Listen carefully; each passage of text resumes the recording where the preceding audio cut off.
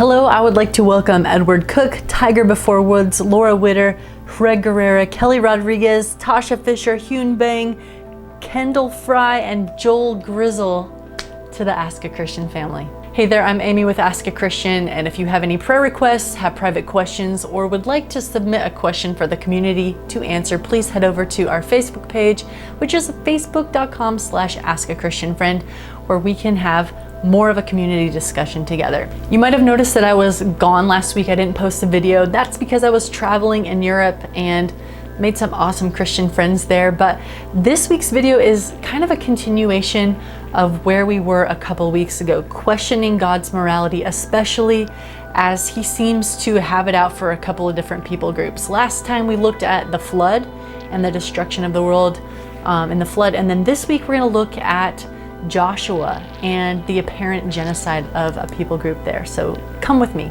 Before we get to these questions about the destruction of the Canaanites in Joshua, we need to back up and get a little bit of context. Back in Genesis, God starts sharing this big plan he has about setting apart, growing up, or building a certain nation that is going to be the mechanism through which the world will be saved. This nation is going to need land, they're going to need a place to call their own, and so God says that he's going to provide that, but it's not going to happen for some time, and he gives some reasoning why. You can look at Genesis 15:16. It says, "In the fourth generation, your descendants will come back here, for the sin of the Amorites has not reached its full measure." So the Amorites are a subset of the Canaanite people that we're going to read about in Joshua. So now as the time of judgment grows closer, God gives the Israelites certain directives, certain instructions on how to carry out his will. Deuteronomy 7:1-5 says, "When the Lord your God brings you into the land where you are entering to possess it, and clears away many nations before you, you shall utterly destroy them. Furthermore, you shall not intermarry with them, for they will turn your sons away from following me to serve other gods." Now Deuteronomy 20 also adds, "So that they may not teach you to do according to all their detestable things which they have done for their gods, so that you would sin against the Lord your God." So here, understandably, are some troubling verses. It absolutely sounds like God is ordering the genocide of a lot of people, and certainly this people group, the Amorites or the Canaanites. And what does he want them to do? The verse clearly says utterly destroy, right? I can't argue with that, and it definitely is concerning. But what does that mean? Paul Copan, scholar and author of "Is God a Moral Monster?", has a little bit different perspective than I'd heard before. He convincingly argues that this language is more hyperbolic than it is actual. Normally I would say, yeah, right, Christianity, you are taking this one thing and focusing on it, allowing your God to get away with literal murder, except that the following verses do seem to let us know that there was quite a bit of the population still left even after the military conquering. Why would God instruct his people not to intermarry if there weren't any people left? Why would he tell them not to take on their practices if there were no people left practicing idolatry?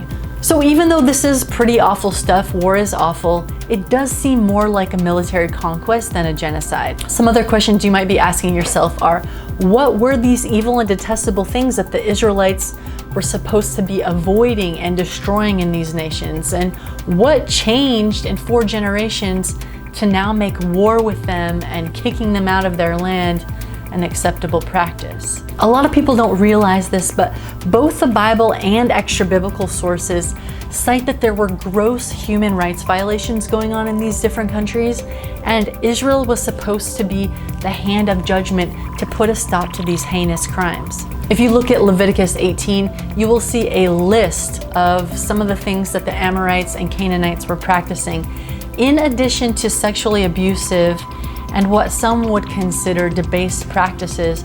The Canaanites reveled in child sacrifice. Here's kind of a long quote, but stick with me.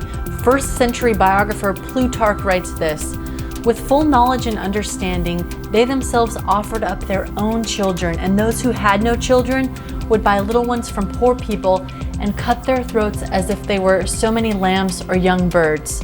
Meanwhile, the mother stood by without a tear or moan, But should she utter a single moan or let fall a single tear, she had to forfeit the money, and her child was sacrificed nonetheless. And the whole area before the statue was filled with a loud noise of flutes and drums, which took the cries of wailing so that they did not reach the ears of the people. So these were the crimes, these were the circumstances under which God decided to use Israel to bring judgment upon a nation. As for the Canaanites, this attack by Joshua against them was not even a surprise.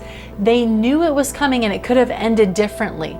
In Joshua 2 verses 9 through 13, we have the profession of Rahab, letting us know that the inhabitants of the land knew about the Israelites' God, knew about their plan of attack, and it says that their hearts melted in fear before them. They knew that the judgment day was coming. So sticking with the biblical narrative, let me do a quick recap. In this situation of war and destruction, which of course was horrible, as any war is, we know that the God of the Bible revealed himself to the people then by clear miracles, and he was acknowledged as powerful and capable and going to attack from these surrounding nations.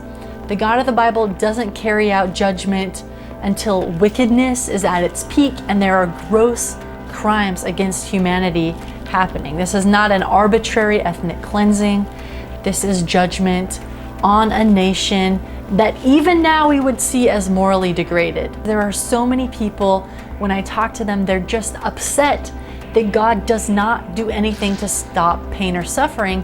And so when I ask them, how would they like God to stop pain and suffering? Would they like him to take everybody's free will away? No, they don't want that. They want him to intervene somehow. So in this case, we see a God who's willing to intervene, and yet many people are still ticked off about that God too. So it's hard to play both sides of the fence. I want to close with one more item in defense of God's morality, and that is the person of Jesus. Almost everyone I talk to likes Jesus. They like how he lived. They like the healings and the blessings that he brought to the earth.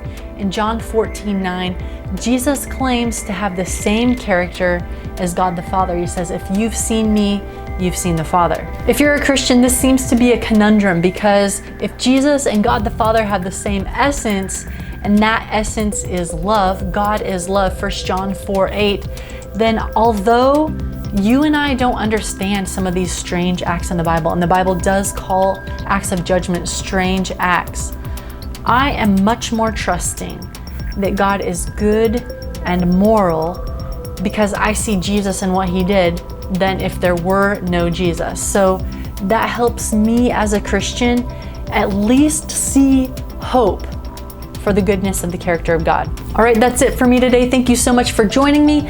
I also want to let you know that this is the last video I'll be posting for a couple months until January. That's because Ask a Christian is undergoing some changes. We'll see you again in January. Thanks so much. Bye for now.